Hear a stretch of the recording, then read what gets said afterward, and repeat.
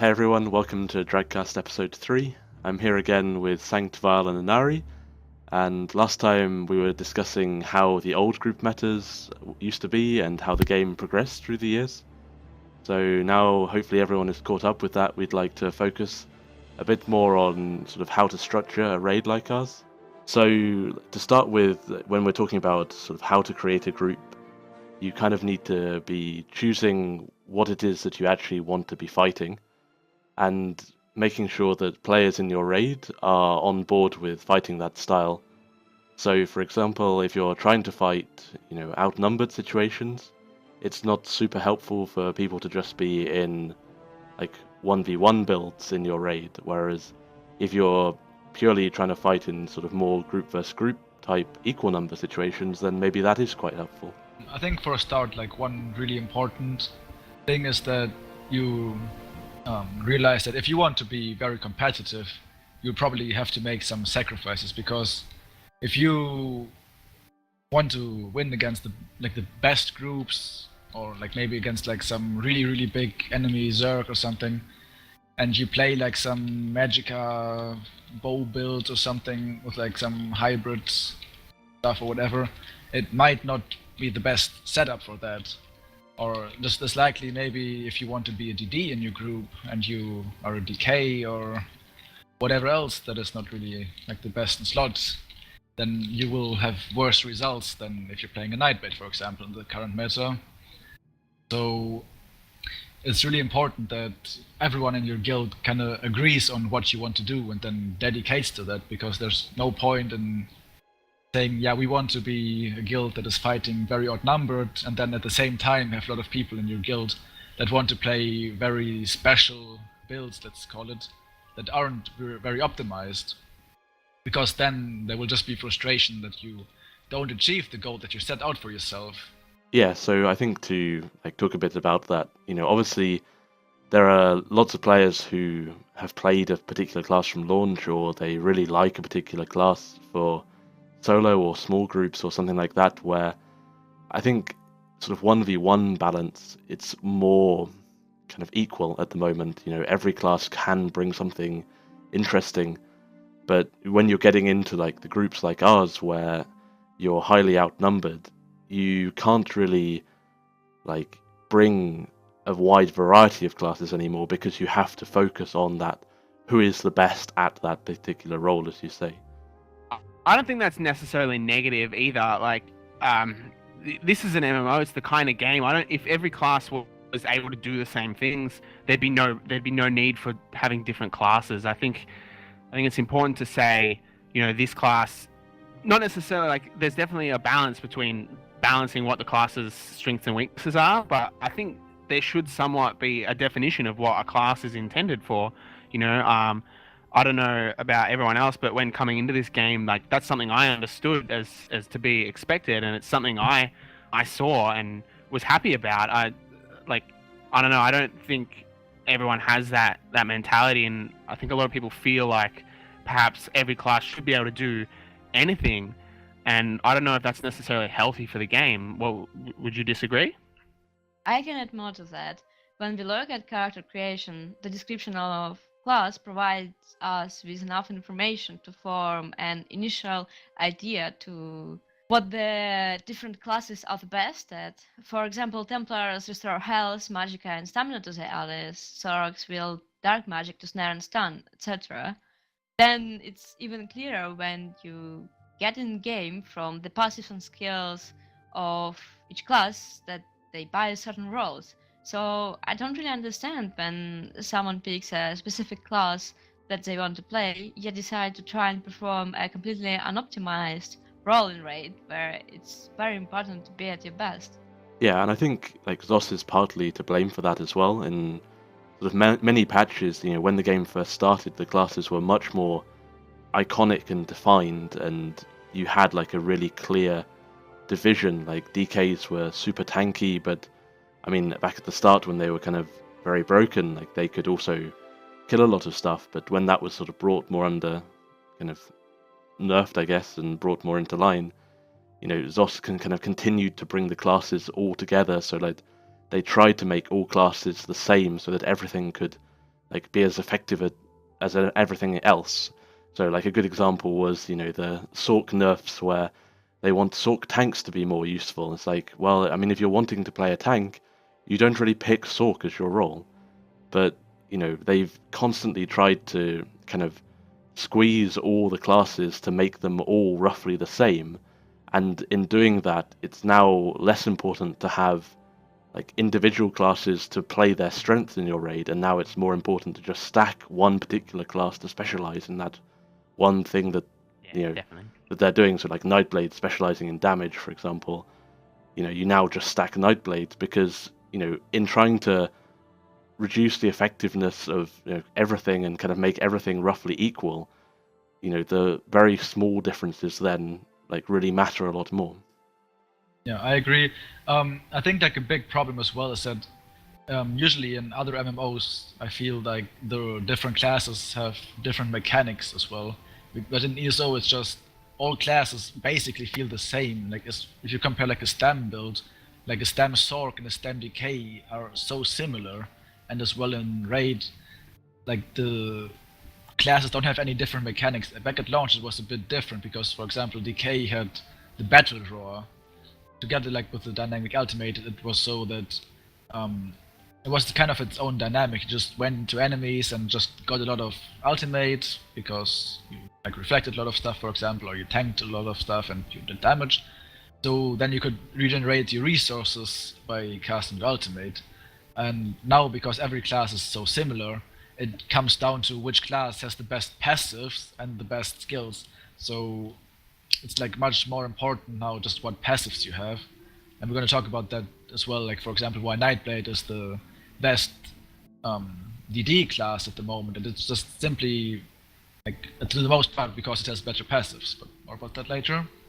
Yeah, and I think also when they started to reduce certain skills, so like Impulse, for example, was on a weapon line that everyone had access to, and when they nerfed the range of that down to 6 meters, it then instantly made any class that had an AoE of 8 meters like far more superior because it was just covering more area, so it was doing more damage.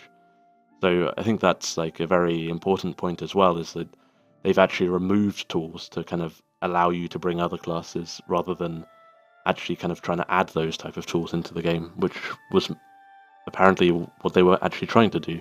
No matter what way you look at it, I think it comes down to ZeniMax really defining what they want, having that vision and moving towards it. Whether or not it is to bring everything more in line, at least do it with, you know, intelligently balance it, or go the other way and have things more iconically able to do their roles. And, you know, again, it's going to come down to balance no matter which way you look at it. We should move on to our tips on how to make a group that's kind of focused on taking a lot of outnumbered situations, but also still being viable versus other guilds, and, you know, being able to not only control the damage that you're putting out and actually put out a lot of damage, but also then survive incoming damage well. Before we get into like the exact roles, there's some very kind of important things that, whilst it's important for a leader to have these attributes, it's kind of important really for everyone in your raid to kind of have some knowledge of them too. So to start with, being able to estimate the enemies that you're fighting and how difficult they'll be and that sort of thing is really important from a group perspective.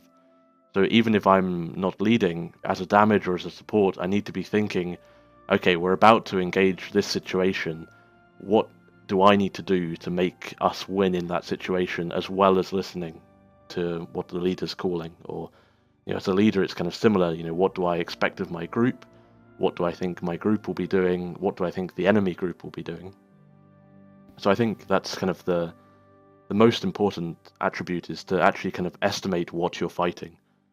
And a lot of estimation a lot of it can come down to your group's, you know, your experience with your own group as well. So you as a leader you know what your group is going to be able to handle from experiencing it. You know, like if you can fight that many, you're going to have that past experience to recall. You know, are you able to just stand there? How long can you stand there for? You're able to know what your healers are capable of when you push an enemy. Like, the group experience with one another like really helps you do that as well. You also need to know what you have available to fight that group with. So knowing what ultis you have is extremely important, and obviously now we have, thanks to people like Sanct, add-ons to help you with that, but in the past, communication about whose ulti was ready, who's going next, that sort of thing, all of that was far, far more important, and it still is very important now to know what you can do with what you have in terms of ultimate. So if we're pushing like a group of pugs, generally we can kill them with 2 storms. If we're pushing an enemy raid, maybe 3. If we're pushing a very strong enemy raid or a raid that's sort of very tanky, maybe we need 4 storms. So not just me as a leader or Sanct as a leader or whoever's leading, like knowing that, but the whole group knowing that is like very helpful to be able to gauge, okay, how much damage are we roughly going to do on this engagement? Okay, maybe as the 4th guy on the list, I'll actually go as well just to make sure we secure that kill, rather than just only focus on what the leader has called in some situations. Yeah, I think it's a very good point. Trust in communication in raid is very important. For example, when you have 3 or 4 healers in raid and an enemy raid is engaging you, you normally need to use 1, maybe 2 healing ultis at this time. But if your healers are not used to playing with each other, instead of waiting for the next 2 on the list to use their healing ultis, all of them use it instead.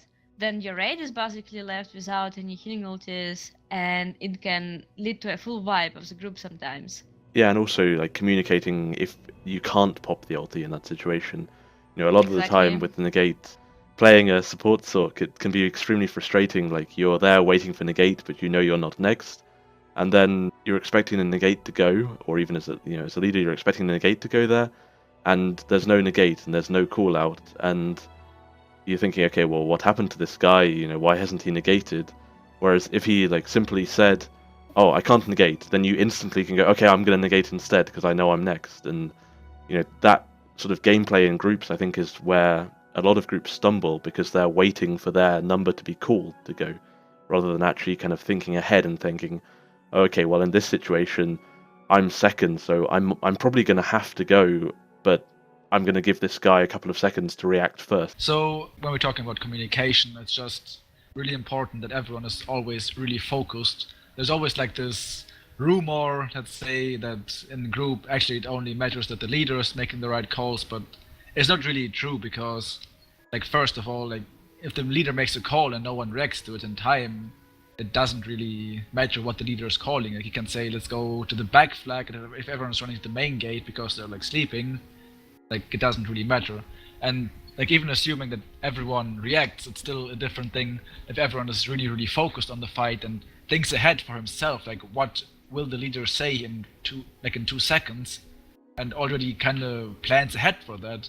It really helps a lot as well, just because, you know, if like the leader makes a call, there's always like this delay before everyone realized what was called and then reacts to it. So it's really, really crucial that everyone kind of thinks ahead and is really focused. And for example, like if there's an enemy guild group around, it's unlikely that the leader will have enough time to say exactly what everyone has to do. So in that situation, for example, it can, like if we go back to communication, it can be really important, for example, that other people also make some calls, because there's only so much that the leader can actually say in the limited time.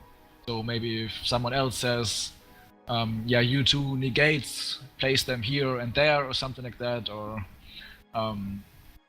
Messi League, whatever. There's like a lot of stuff that can be important. So it's definitely very, very crucial to the success of a raid that everyone is focused at all times and doesn't randomly go somewhere else than he's supposed to go to. Yeah, and I think a lot of that comes with practicing together too. I mean, you mentioned, you know, delegating particular roles to people to call out. So, for example, you know, delegating people to call out who's going next on negate, or say, okay, you know, we need maybe another negate here as well. Like if you're thinking about it, or like even if you don't say you're responsible for that, but you make it the responsibility of all of the Sorcs, for example. You know, you all need to use your brain and communicate together obviously that can't overtake what you're saying as a leader, because then people can't really hear you and they get confused. But giving that role and responsibility to the people who are actually performing it, often that lets them really like play into their roles a lot deeper. And it's important like not to give up if it doesn't work at first, because whatever you change in your raid, like that's always going to have an impact the first few times. And if you try something and it really really is bad and you don't think it's going to work, you don't need to like instantly give up and go back to the way you used to do something. You need to kind of give it a bit of time to work, like actually sort of discuss and say, are we sure this is what we want to do? And say yes, okay, like let's try and make it work. Let's try and put these changes into effect, and work on it and improve. If that's what you've decided to do, you should stick with it until you either decide it's just not going to work at all. You've tried it for a week or 2 weeks and it's just not getting it. Maybe you need help at that point from someone who has a bit more experience, or you need to think about a different way to do something. But it's very important to keep going.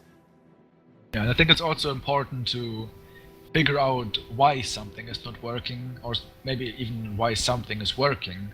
Like, let's say you try out different gear setup or something, and it's not working so well, then you should like not be like, oh yeah, like our last raid was much better. We should maybe look as well as, did we have a different group composition this time? Maybe we lacked a crucial role, like maybe we didn't have enough maneuver builds and this was why we struggled.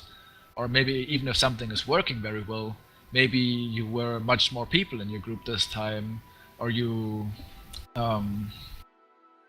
maybe had like the last times you didn't have the right group setup, and those factors are also like very important to keep in mind.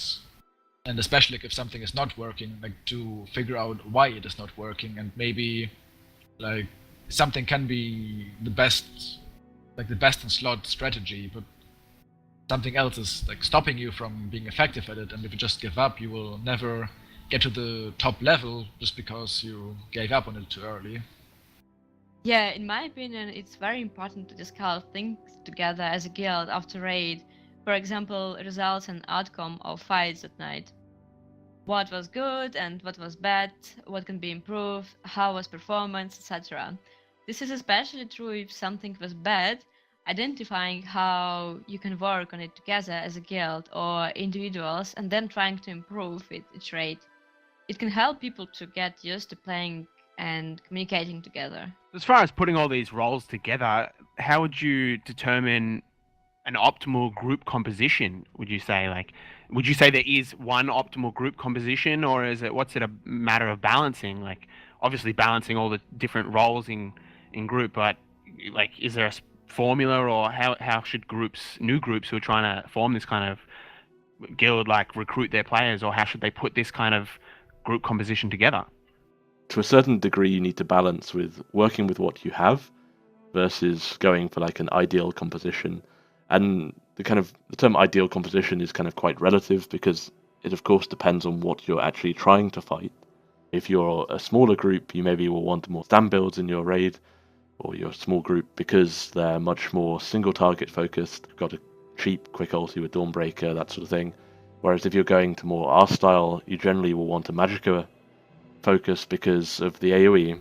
If you've got people in your raid who just won't change class, then you need to consider, okay, well, do we say, well, you're just not the right fit for our group at the moment? Or do you try and like incorporate them somehow? Maybe if they won't change class, they'll change role. Or maybe they want to keep a particular role and therefore they need to be like happy to change class.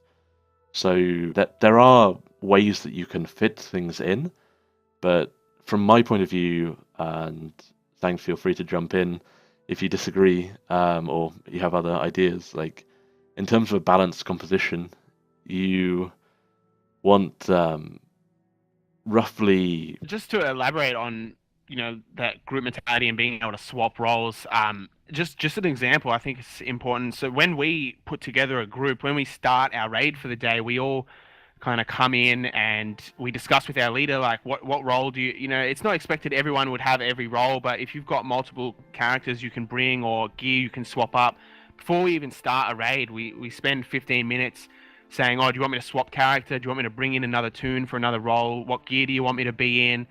Just setting it up so it's right, because it's so important for the rest of the day. If you don't set this up to begin with, like you're just allowing yourself to have a bad raid, pretty much.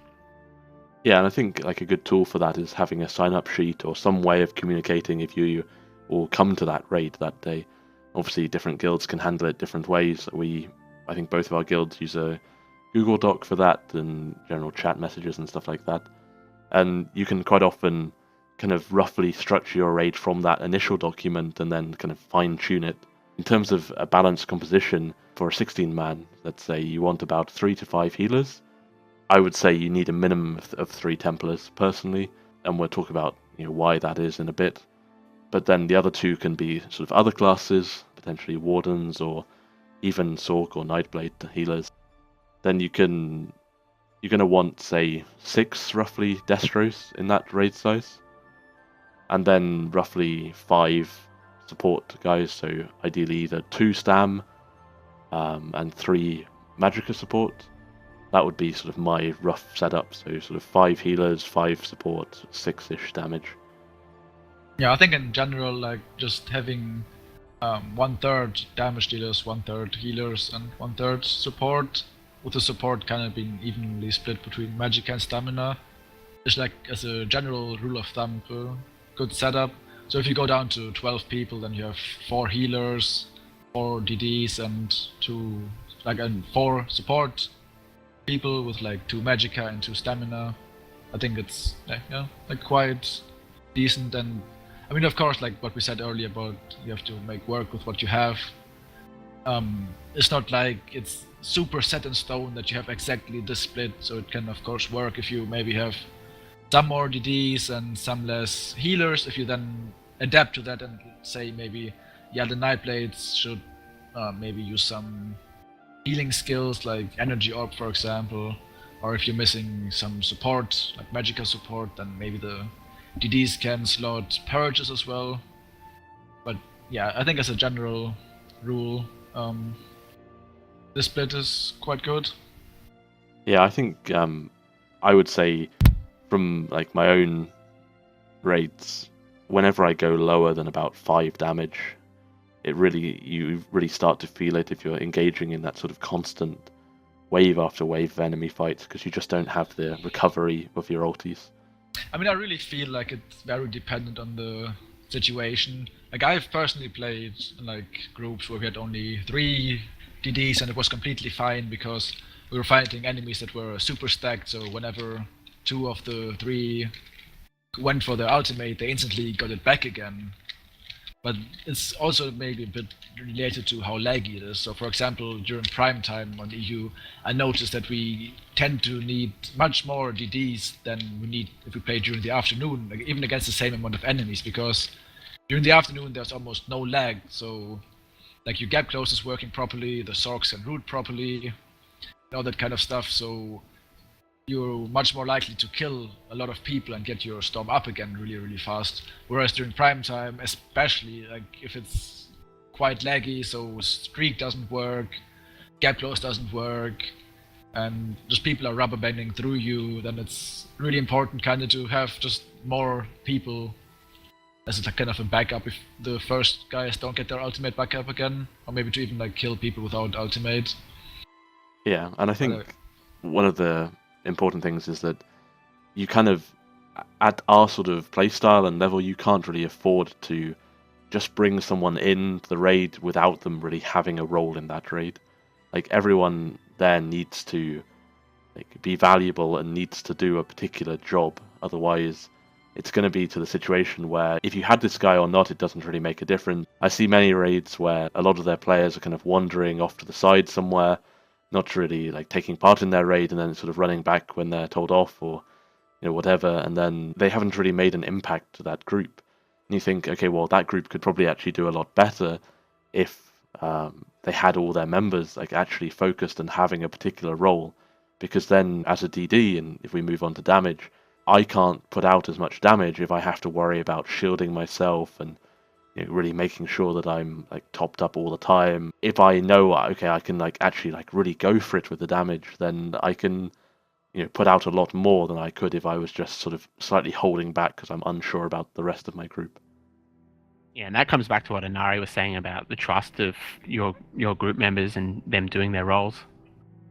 And like, to be honest, like one guy in your group that is kind of not doing his job properly can drag down the whole raid by so much. Just like if you have to go back to res him, or just have to wait for a long time until he's back with the group if he's stuck in the back maybe. It can just lead to the group dying because you have to wait in a maybe open spot while enemies are chasing you. Or like even like worst case, you fight another group and that guy is just doing whatever and then he dies and procs vicious death on everyone else. It's really, really important that everyone is very focused and doesn't slack kinda. In terms of damage in raid, as a 12-man, maybe you want to introduce like a couple more single targets to try and focus down people quicker. But in general, like the numbers that we fight, we don't really have space for single target abilities in our raids. We have to rely on AoE damage and making people stack up against us. To a certain extent, I mean, you're always going to have some form of single target, like either ambush spam or even AoEs do quite a lot of damage against just single targets if there's enough of you. And when you're looking at groups nowadays, magicka is really the only way to go reliably, not only from a damage perspective, but also in terms of sustain. I mean, since they nerfed Repentance, stamina classes can't really sustain themselves as damage rolls. I mean, Sorks can to a certain degree, Wardens can a bit as well, but in general, I would say magicka has such a huge advantage for a number of reasons. And you can't really compete in a raid style like ours, especially with Destro ulti and stuff, with a magicka Nightblade anymore. Yeah, I think like even the bigger point is vicious death, because I think without vicious death, like stamina could be viable because you have more burst ultimates, but still like the decent ultimates, and Steel Tornado is a very good AoE. But just this power of vicious death, that if you fight a big stack and you proc one vicious death, it's gonna make such a big difference. And to what you said about AoE versus single target damage, from my perspective as like a raid, like I don't really think you need single target that much, because if you think about like this, the times that you gonna focus single people is either before the fight when you don't have many enemies, or it's after the fight when you kind of won after you fought a lot of people. But there's almost never the time where you're actually going to die if you don't kill those people that you single target. So even if you take a little bit more time, because you have to put walls and stuff on the guys that you want to single target, or like spam sap instead of some single target skill, it doesn't really make that much of a difference. Like what you build for is to kill 60 enemies, and against that, single target doesn't help you at all, really. So from like a raid perspective, I think it's just not really needed to have single target. And what I said earlier, I mentioned it already, why Nightblade is the best DD class that is related to the passives. I want to go a bit more into detail about this at this point now.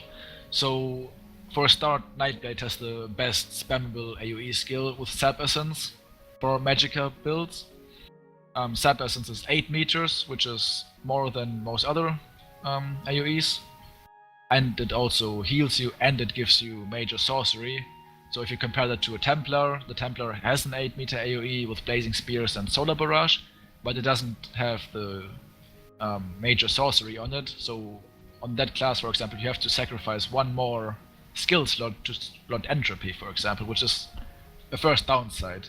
And then if you look at the passives that Nightblade gets, it's 8% more max magicka, which on the damage build is quite a lot. It's a couple thousand magicka, which makes some damage difference.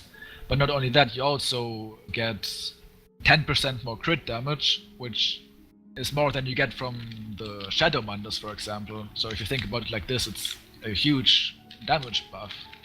And you also get increased crit chance, which also helps you. And not only that, you also get more max health if you slot certain abilities, like Fear, for example, and stuff. So if you have like one of those abilities on each bar, you get you get 3% more health. And then if you look at the combat, you have Soul Harvest, which gives you 10 ultimate whenever you kill a player. So together with the Alliance passive, you get 30 ultimate for each kill. So if you imagine that you push a big stack of enemies, you have your detonation up, you have your storm running, and your vicious death. Like if you get one kill, you most likely proc 2-3 vicious death on people and kill them with that most likely as well. So it's very, very common that on Nightblade you have your storm up again after you cast it on a big stack. And all these factors together are just so versatile, and it's just so well designed kinda if you want to do damage, that no other class can really compete with it. Like for example, Decay doesn't have a spammable 8-meter AoE, and 8-meter AoE, it doesn't sound like that much of a difference, 8-meter compared to 6 meters, but since it's AoE, it's actually almost twice the area that you cover with that AoE. So if you fight a big stack, you can kind of assume that you will hit twice as many people, and therefore deal twice as much damage as well. And Warden, for example, doesn't really have any spammable AoE whatsoever. You have only the Shulks for some burst, which is nice, but you can't really do anything else than that. A big reason to why Nightblade is the best is just because actually of sap. So if Zos was to increase impulse range back to 8 meters, actually I think all classes would be viable as magicka DD in raid. At least maybe not the best, but at least they would be viable. If you look at the class masters of other classes, DK, you block more and you do more damage with your class fire abilities. Yeah, you can get some stamina back, which maybe is nice, but in a raid you don't need it because you have a healer there, and that's about it. Templars. Well, I mean, what can I say about Templars? They have pretty much nothing good, like Burning Light, I guess. But their classes, yeah, I guess more crit damage, but Nightblades get that also. And Templars skills cost, I think, a bit more. It feels like. Yeah. And also they have less magicka. They have, they don't have major sorcery by default. It's just kind of clear why currently Nightblade is so far above everything else. Don't forget that Templar's AoE damage doesn't heal other people, where you can heal with sub for quite a lot. Yeah, so actually that's a good point to go on to healing. I don't know, maybe Violet, do you want to kick off healing? Yeah, sure. So, again, coming down to classes, the same as, in a way, a Nightblade's so superior at healing. You also have, at damage. You've got classes that are clearly superior to others at healing. Templar, obviously, since launch, and now they've introduced Warden as well. I think to really decide which class or what you want to do with your healer, you have to look into all aspects of your healing. You have to look into your ideology of it, positioning, and how your healer's going to be affecting the raid. So obviously the bottom line of healing is to prevent your group from dying, but it's a lot deeper than that. And a good example is the idea of big heals versus constant heals. And I personally see the ideology of being less about bringing your teammates back to full health from being low, and more about preventing them from getting low in the first place. This way you don't expose them to potential executes and just other sudden burst damage from elsewhere. So it's important to just keep them at the full health as long as possible.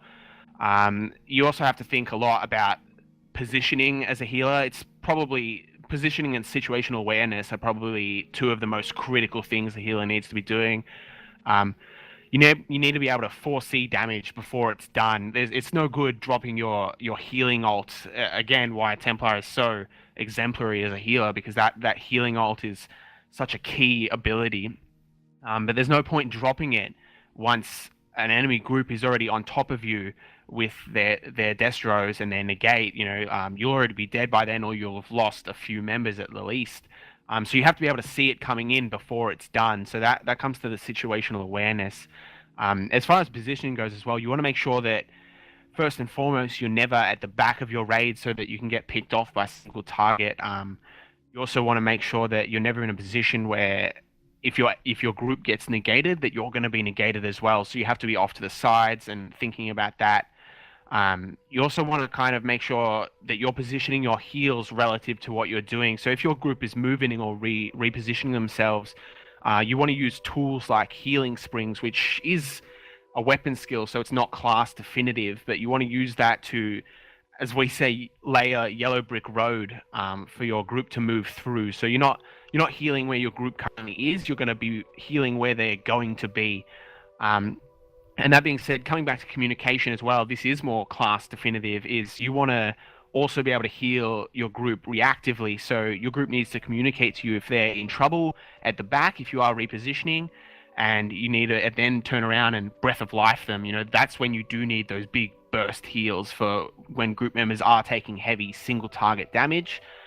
A lot of it comes down to intuition as well. So intuition is not really, you kind of touched on it before, it's not exclusive to healing, but the ability to predict what your leader and your group is going to be doing in the next few seconds is crucial, and it'll improve your gameplay exponentially. So again, like I said about positioning your heals ahead of your group where they're going to be moving, you have to know and be able to predict where they're going to be moving, not just based off the leader's calls, but based off what your group is going to want to do in a situation. And yeah, so Warden has a lot of this. Obviously, all classes get healing springs, which is probably arguably the strongest heal for a raid. But there's also they also have a lot of heal over time, which is super important. I know in our raid we're able to calculate, who does the most healing, and our Wardens are almost impossible to beat just based on all the dots they can lay down compared to our Templars. It doesn't necessarily make them better, but it doesn't necessarily make them better, because, like I said, you need those burst heals like Breath of Life at times and that healing ult at times. But yeah, it is just another aspect to consider when you're picking a healing class. Yeah, I completely agree with everything that you just said, Vile. I just want to add one thing which is also really important in my opinion. I see a lot of other raids combining the support role and healing role by making the healers spam purge in certain situation. You need to understand that unless these Templars run specific gear setups for cleanse or purge builds, they shouldn't be purging in raid outside of Purify. There is no point for healing Templars to focus on that, because if you are purging, who is gonna heal your raid meanwhile? In the majority of situations, a raid like ours need to constant healing almost every second, or you're just not gonna survive. Losing these precious few seconds pressing purge 2 or 3 times means that you're not healing meanwhile. I think it's very important not to mix these two roles together, because that is the only way both roles can perform optimally. Of course, there can be some support guys that also off-heal or throw bubbles when it's needed, but if you choose your role as a healer, you should prioritize this aspect. That's a good point. It comes as well to what your group composition is. Like, if you have, say, 6 healers, then you maybe can afford to have one go more support, like if you know that the rest have the healing covered. So yes. measuring that and knowing what you have to work with is crucial for that. And I completely agree.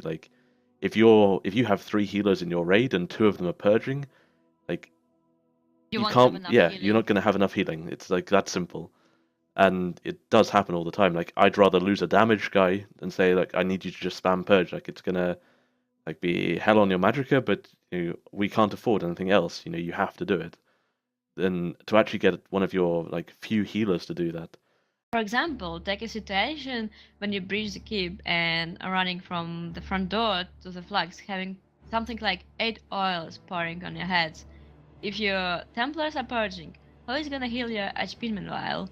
In situation like this, you should have all of the players purging and healers only focus on healing, because you need so much healing in a situation like this that it's just not gonna work for your group if your dedicated healers are purging. And I see a lot recently, many groups are wiping because they make exactly this mistake.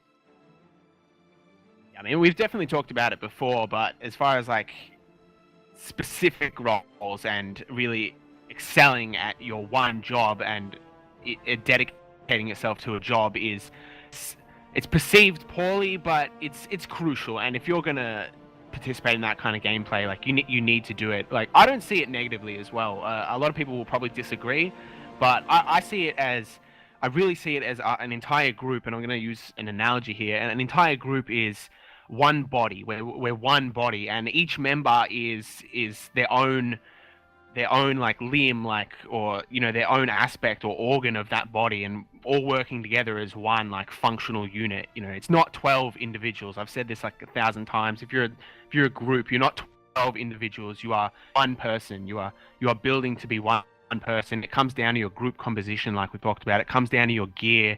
You don't have seven. You're not one person with 7 armor slots. You have 84 armor slots between all of you.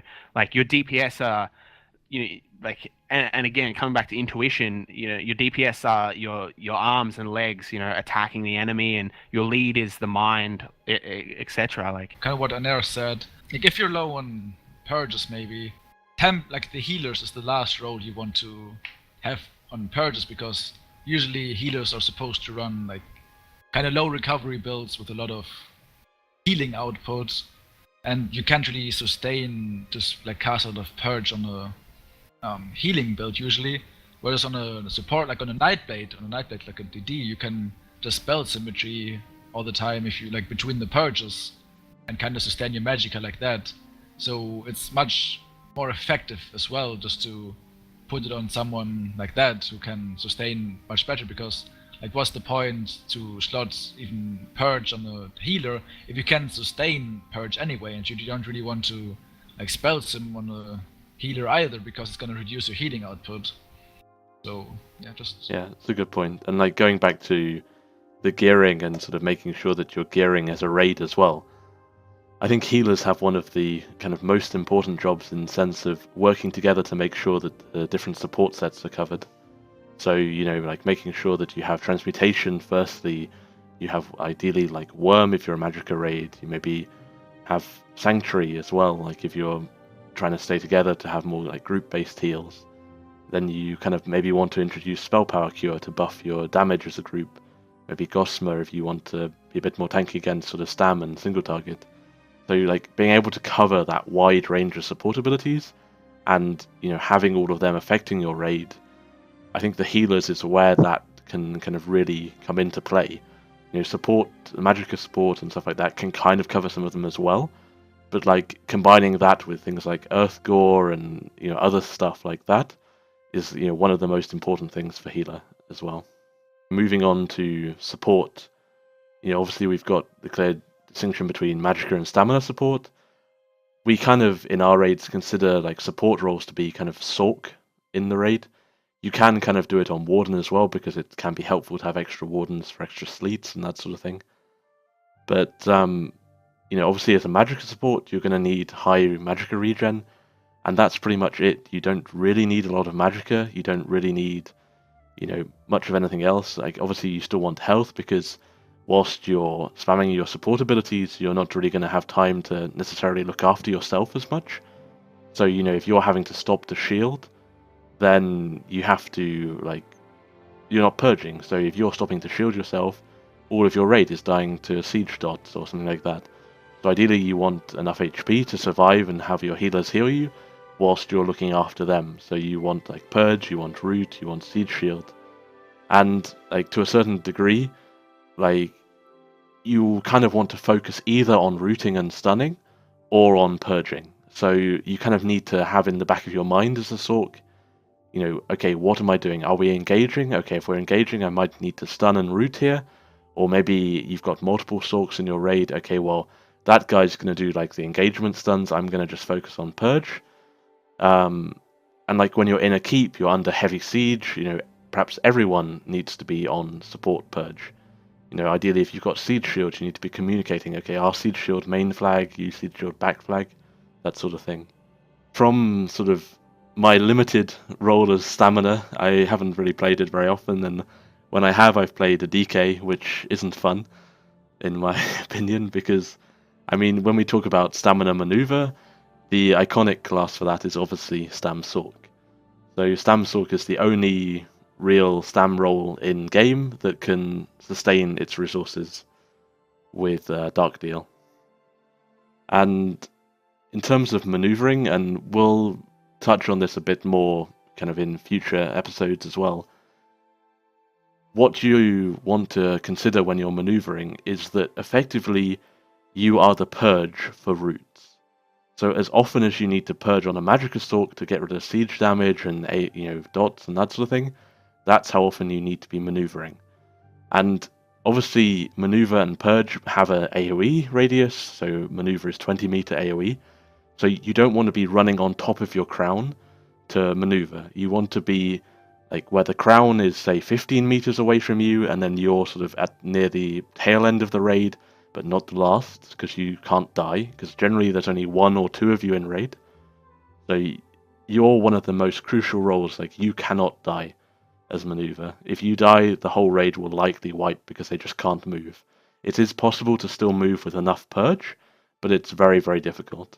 I was just gonna bring it back to about like the classes and why Sork is so crucial, and it's a matter of what we talked about before as well, what each role and class can offer uniquely to the group. So obviously Sork has amazing sustain for stamina rolls, and you require that, but it's also a matter of they offer negate, and well, really just negate. It's so crucial in raid. Like, there's DK can't offer the same other things. You don't need any of the DK ultimates in raid the same as you need more negates. So it's like, if you're going to start a raid and you have a choice between bringing a Stam DK or a Stam Sork, why would you bring a Stam DK when a Sork can do all the same things plus add this extra more that you want?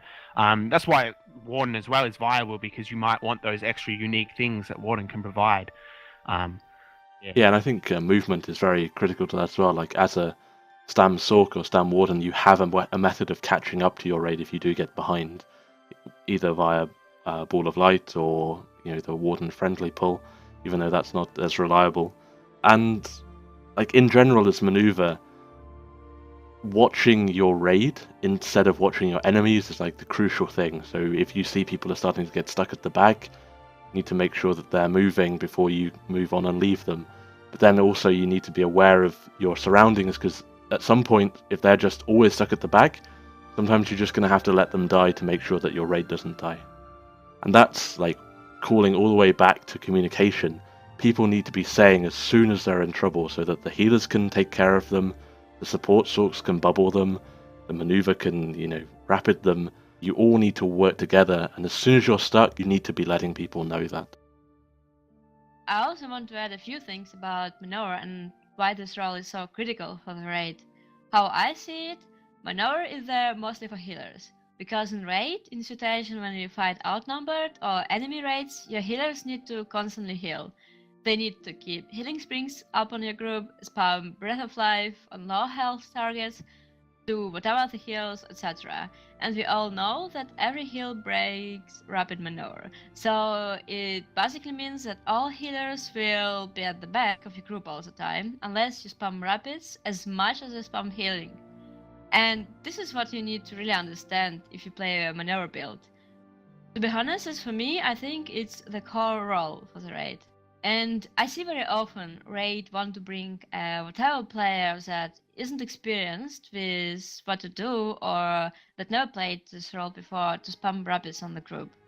And then this player running somewhere in front of the group, casting it only on himself and a few other guys, and all his other guildmates are constantly stuck at the back and die one by one. No, it's just not gonna work like this. There should be a very experienced player that knows what to do and how to play this role properly, or at least have a strong will to learn and understand how to play it.